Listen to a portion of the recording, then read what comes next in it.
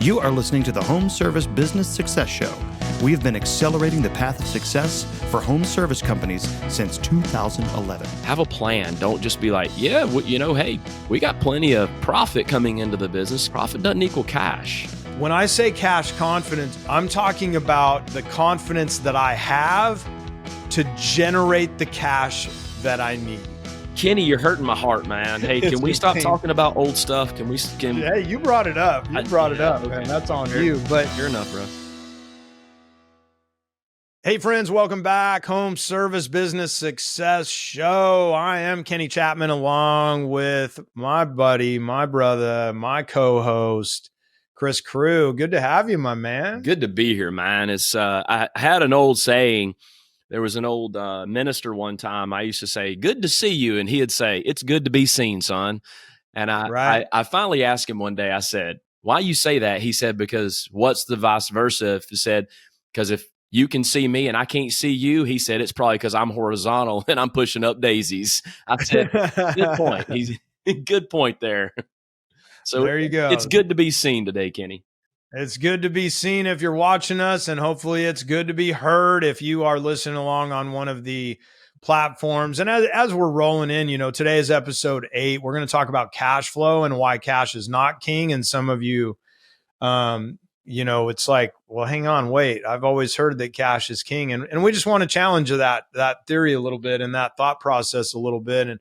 And while we're, rolling along in season 1 here of Home Service Business Success, Chris, just a reminder for everybody, this show is to elevate the industry. This show is to elevate your own confidence, to elevate you. We're having there's a blue collar tsunami taking place in all of the blue collar trades and all of the influx of attention and people starting to pay attention to come back with focus and come to the trades. I'd heard from a buddy of mine the other day. I say he's a buddy of mine. He's not in the trades.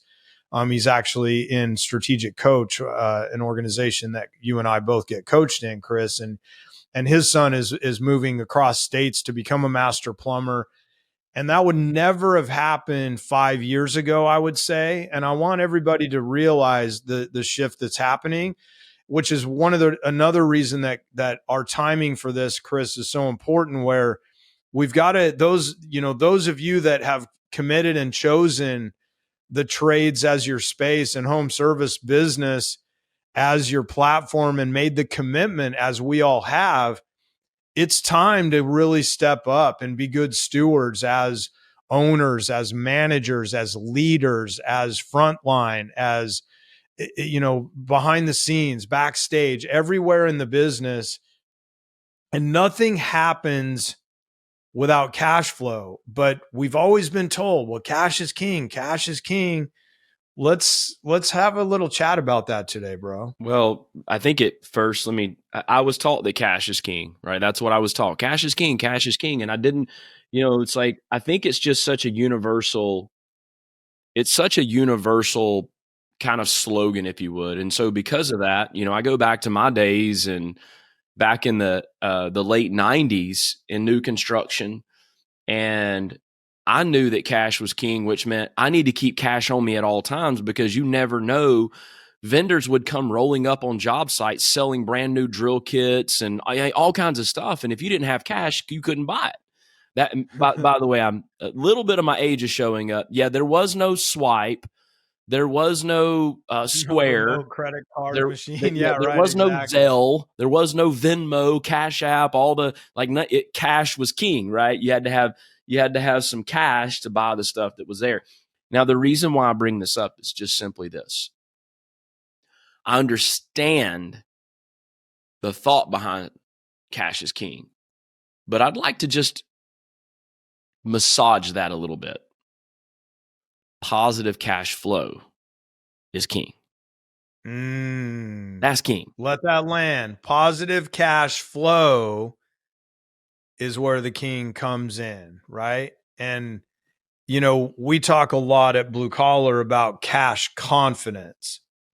And I think, everybody has their own levels of cash confidence and think about your own personal life and where the income that you need to make, or your quote nest egg in the bank, or whatever, your cash that gives you confidence. And many of you, like Chris and I, that have built multiple companies in our careers, having a lot of cash on hand wasn't always a reality.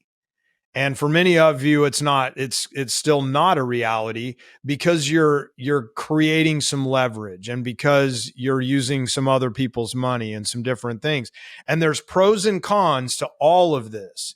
But the main thing about today's episode, where there's a challenge if I just think that if I have cash on hand, I'm going to be okay. But we all know this business is fickle, and we're in an industry, regardless of trade mix or trade choices, there's some fluctuation. When I was plumbing only, I was in the drain only business. The drain business was cyclical, and that blew my mind. I was like, well, why? Because root growth was different. Like, number one reason for replacing sewer lines in my market was roots in the line. Well, the trees would give off different levels of root growth at different seasons, which made my business seasonal, right? And, I think about one of our top blue collar members who just went into HVAC after having an 8-figure plumbing only business. And he just said yesterday on a call I was on, he said, man, any of you guys that have done HVAC only, you're certifiably crazy, because I've never seen swings like this. And of course, at the time, he's learning some new lessons and different things. And so we think like, well, I've got to have cash. Yes, you've got to have cash for certain things. But when you have cash flow, now is when it really begins to give you that confidence. And I'm going to tie that up and close the loop. When I say cash confidence, Chris, I'm not talking about how much cash I have that gives me confidence. I'm talking about the confidence that I have to generate the cash that I need. Now, let that land for a minute, everybody. It's not just what my savings account says. It's my confidence in my capability and my team's capability to generate the cash necessary to cover the overhead, to do the thing, so on and so forth. So it's not always about cash. It's about confidence of cash flow is really where I'm at. Profit does not equal cash. Profit does. So if I look at my income statement every month and I'm trying to look, profit does not translate to cash. So true. That's why, I said before, Kenny, I know it's one of the most undervalued skills in this industry. When you get good at numbers and accounting and start to understand that part of the business, it totally unlocks things that you've never seen before in a way that you've never seen it before. And it's not your CFO. It's not your controller. It's you. You truly understand how the money moves in and out of the business. And when you understand flow of money in and out of the business, and you understand what you're looking at and why you're looking at it, it becomes to this concept, knowledge is power. And that's a lie too. That's a lie. I can know things all day long, but if I do nothing about it, nothing changes. So having a clear conception of a fact or a truth is knowledge, but wisdom is the application of knowledge. And so when I can apply what I know to the business gets better. And I'm going to say this, you said the business is risky. And with every risk, there's a reward. That's right. So let's talk about how we get more rewards and minimize our risk. When we look at cash being king, it's really about understanding when should I use cash and when should I not use cash? In many cases, cash will do things for you, and it will. When I look at a bank account and I'm like, there's a lot of money in there. It's the same, Kenny. I'll never forget. Golly, I think it was 2000. I don't remember the year. The Falcons were playing the New England Patriots in the Super Bowl. And at halftime, they went up 28-3 into halftime. The Falcons are like, everybody's thinking to themselves, the New England can't score points, the Falcons can. And Matt Ryan, and I literally, I was sitting at my bar in my kitchen. I said, don't worry, when they come out, they're going to play to protect the lead. You're the one that jinxed them. Oh my God. Now we finally answered the question, ladies and gentlemen. They did not come out to win that game. They were as shocked as everybody else was, and they played defense instead of coming out and playing offense in the second half. Yeah, and remember that what got you here won't get you there concept. We've talked about that a lot. And I want to say that when you have money in the bank, there's no need to play to protect the lead. You play more aggressive. You do more aggressive things. You take a little bit more risk than you ordinarily would not, because when you go, I got cash in the bank. If this doesn't work, that's okay. I'm willing to spend a couple of bucks to learn this lesson, to see what happens here. And I'm going to go back to this. I hear people say this all the time. I'm debt free. My business is debt free. I'm like, congratulations. But let me just share with you that most big, large, successful businesses on their balance sheet, they've got liabilities. Yeah. They have liabilities. Yeah. And it goes back to something that's a thread of this podcast, because it's a thread of life. And life, we talked about it early on. People try to separate life and business, and that's a moot point. There's no such thing as separation, because your business is simply a part of your life and your career. And let's be clear, there's nothing wrong with having a business that's debt-free. As a matter of fact, it can be celebrated. Good for you. There's nothing wrong with having a business that has a lot of liability. Good for you if that's your model. And that's where what we're trying to do is stir some questions in you. You want better answers? Ask better questions. And we're trying to get you to ask questions around cash and cash flow today, for you to be able to think about it. And what does this mean to you? And cash, I'm going to come up with the title. It'll come to me, or I'll add it in show notes, or I'll bring it back in a separate episode. Happy Money. There it is. There's a book called Happy Money. And I forget the title or the author, but maybe we can add that in show notes. But nonetheless, it's about you feeling good with the money that you spend. For instance, in my personal life, Christy and I invest a lot of money in life experience. And some people go, you guys waste money on travel. Okay, that's one way to view it. I view it as investing in life experience. In business, you could not grow or not add a truck until you have saved enough cash to buy a truck. Okay, that's one way to go. You could add 4 trucks with the same amount of cash of down payment, and different things. And so neither one is right or wrong. They both have consequence. So that all we're talking about here is the cause and effect of decisions. And when I think about how mental this is, phenomenal buddy of mine, Brett Ferris, I'll shout out to Brett. He probably won't be listening because he's in the financial services space, but Brett was an advisor when I joined my first family office, as Christy and I were growing our wealth and doing different things. And I remember Brett said, "You've got too much cash, bro. Like, you need to deploy some of this." And I was like, I'm pretty comfortable having this. And he looked at me, and we were just getting to know each other. Now, understand, he's become one of my best friends in my life now. And he looked at me, he said, "You know why you have a hard time investing your cash?" And I was like, "Yeah, tell me, smart guy. I've always had just the normal vanilla financial advisors to this point. Nothing wrong with that, but that's what I'd had." And he said, "You have a hard time parting with your cash because you've never had any." And it was like he saw right through me, and I went, damn, he's right. I've never had much cash. I was always constantly reinvesting, different things like that. And so I had to find my own healthy mix.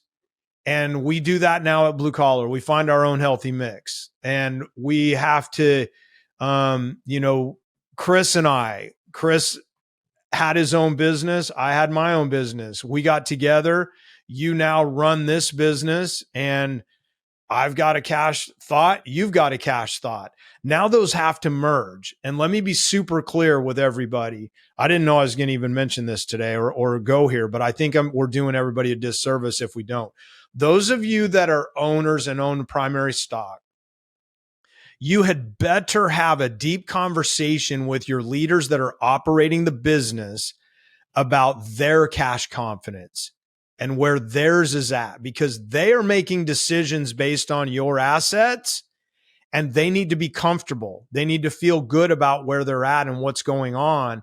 Otherwise, everybody's running around in fear all the time, and yours might be this and theirs is that. Level set and get it on the table. And I just think it's so powerful. This is such a mental thing. And that cash can go away if there's no cash flow. So going back to, cash isn't king, cash flow is. But Chris, it is so mental, and it goes back to our childhood, for Christ's sake. Previous episode, we talked about break even. Now, I'm just going to lay this down for you really quick. We talked about break even. And so we look at cash. If I said to you today, we've got $100,000 in the bank, is that good or bad? What if I told you we got $1 million in the bank? Yeah. Is that good or bad? Right. None of that is relevant. And that's why cash is not king. None of that is relevant. It's relative. Yes. So what does it cost to run this business? And so I'm going to share something with you. This goes back 4-ish years ago. Go back to 2020. Actually, go back to 2019. And I was having a conversation with Tim Flynn, one of our members, and has become a damn good friend of mine. We've talked about him in previous episodes, some of the conversations we've had with him. But I remember having this conversation with Tim because Tim was more of a, get cash in, spend cash, reinvest. And he's a profit first kind of guy. Like this is how he works. And I said, the challenge that I see, Tim, is there's not enough cash on hand that if somebody turned off the faucet, you're not going to survive very long because you're so cash flow thin. And I said, I would like for us to start focusing you on creating a number of days of cash on hand. And so business owners and managers, hear me out right now on this one. I'm trying to help save you from borrowing your way to debt and ultimately driving yourself out of business. I'm seeing it right now in this industry. People are being driven out of business because they don't know how to manage cash. And this is what I said to him, Tim. Today, you've got about 15, 20 days cash on hand. So that means you'll only survive a short amount of time should the faucet dry up, and you don't really have much cash reserves. I said, so what I want to start doing with you is work with you and start putting a plan today. I said, at minimum, Tim, I want to see you with 90 days cash on hand. And that might sound like a big number, but I'm telling you, he said to me, Chris, March of 2020, he said, I didn't realize how fast we'd burn through cash, Chris. He said, you are 100% right. And I'm not saying me. He was like, because I listened to what you told me to do, Chris, I stayed in business.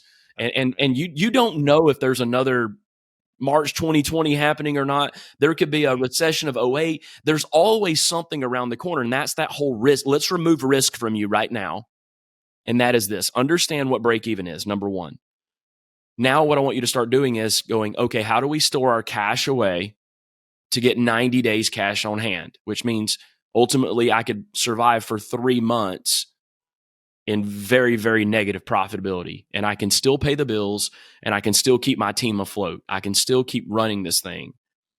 And when I go back and look at 90 days cash on hand, that does not mean, I'm just going to give you a couple of quick strategies right now. Let's talk bank accounts. Without getting into the weeds, at minimum, you've got an operating account, you've got a payroll account at minimum, right? And from there, I highly recommend that your 90 days cash on hand, don't go take it and put it in something that's some type of long-term investment that is not able to be liquid very quick. And so my strong advice to you is the 90 days cash on hand, because you want to be able to access it quickly, is money market. And right now, money markets are fluctuating as high. I have seen it as high in the past, 5.5%, 6%, as low as 4.25. It fluctuates a little bit, but money markets are a good way to take cash and let it still be working for you without it being tied up. Most money market dollars can be accessed within inside of 24 hours with no penalties, none of that stuff. So I highly recommend that as you're starting to stack cash, let's get it in a money market. Let me just give you the math real quick on that. Let's say I'm going to go buy a vehicle and I can get an interest rate of 4.9%, but my cash in my money market is making 5.25. Paying cash for that vehicle costs me money versus paying payments on it. Now, I'm not here to give you a Dave Ramsey speech or any of that. I'm not qualified to do that. But what I am qualified to do is give you common sense.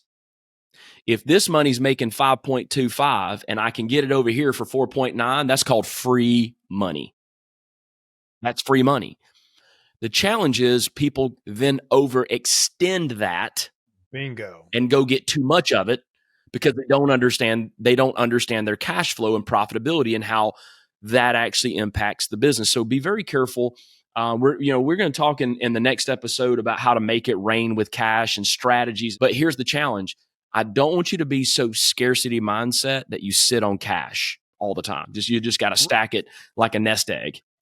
No. And the thing is, like, I'm going to constantly throughout, it's just because it's part of my DNA. I'm going to constantly tie back to confidence, and everybody has their own operator DNA.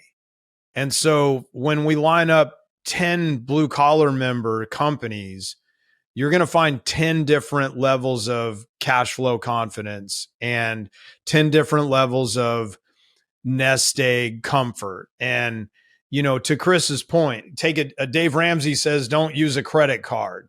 I just flew to Europe recently on airline points from a credit card. He can call me crazy all day long. I can call him crazy all day long. It doesn't matter. Guess what? We're both crazy because we're in the human experience. So all that matters is what works for you, so you don't come out like the second half Falcons, as you mentioned, that where I'm coming out, I'm going to keep telling you back. Kenny, you're hurting my heart, man. Hey, can we stop talking about old stuff? Hey, you brought it up. You brought it up, okay. Man. That's on you. But fair enough, bro. But that's we watch the flow of where I come out in confidence of playing full out, or I come out and there's this, my last book, Blue Collar Success Laws, law number 1, authentic abundance. We want you to have an abundant mindset, where many of us were raised in scarcity in the trades. We were raised with, we can't afford that. No, you can't do that. No, you don't get the designer shoes or the Air Jordans or whatever it is. Like we've gone through all those things. And then some of us went through where our parents didn't tell us no. So they ran up credit cards and different things. And then we have a challenge, and all of these things come into how you operate today. And like you said, Chris, let's talk about making it rain with cash next episode. But before we let you go today, I think it makes sense that I got a buddy of mine that built at the time, the largest privately held home service company in the U.S. And before he ended up partnering with private equity and continuing to scale, and he may have broke $1 billion by now. He was pushing it, But I remember Dave went into doors, windows, and siding, and they were about a $75 million plumbing heating company at the time. They didn't even do electrical service at the time, back when 75 was a big business. And they got to, they got to 150 or something before they shifted, and whatever, doesn't matter. Point is, very successful company, very good business operators. And they went and they got an executive from Home Depot, and they went into doors, windows, and siding. And they went to the sister market and they started spending and all this different stuff.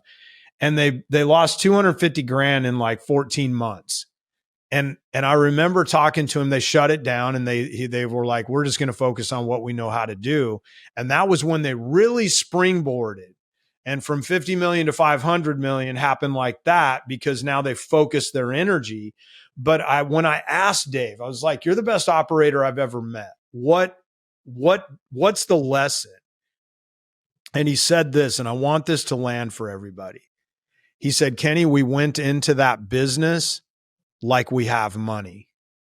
And we've never done that before. We never go into a market. They grew by adding sister markets. And once their radio would cross over, once their billboards started crossing over lines, then they would go add a new market.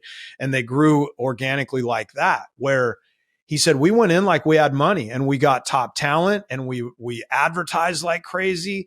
And so it was such a powerful lesson for all of us on the line, that once you start getting a little bit of cash, then you start going, well, hey, I'm going to go over aggressive because I've got a little bit of cash and I have some confidence. Or you're on the other end. Last tie this episode, I promise, you're like the Falcons in that Super Bowl. And no, I'm just going to play defense because I'm scarcity minded. And this is all up to you, ladies and gentlemen. You've got to decide this. You could, go on Blue Collar's website and fill out a form and have a strategy call with one of our coaches and join our organization and come to acceleration days. Nobody in our organization is going to tell you exactly what you need to do. We're going to turn it back to you and say, to like Chris did with Tim, hey, let's look at 90 days. What works for you? Tim might say, you know what? I think it's 60. I think it's 120. Cool. My job is to point out the red flag in the ocean going, there might be a tiger shark out there. Let's be mindful. That's what it's about, is you growing your confidence when it comes to cash flow, ladies and gentlemen. So this is, a deep subject, but I typically find, Kenny, that people that have unhealthy relationships with money are the ones that struggle with cash flow. Because if I have an unhealthy relationship with money and I'm so tight, I can choke growth out and choke opportunity out because I'm not willing. We don't have the cash to pay for that, so we're not going to go do it. I'll never forget, me and my partner would expand. When we were expanding markets, it didn't really cost us that much money to expand the market because of the strategy that we were deploying of using other people's money, because we didn't have an unhealthy relationship with it, right? And we knew going into it, this is what we're up against. In other words, there's a difference between going into something blind versus going into something with a plan. Exactly. And I think that's really what we're talking here when it comes to cash. Have a plan. Don't just be like, yeah, hey, we got plenty of profit coming into the business, because I said this in the beginning of this episode. Profit doesn't equal cash. That's it. Cash That's isn't king. Exactly right.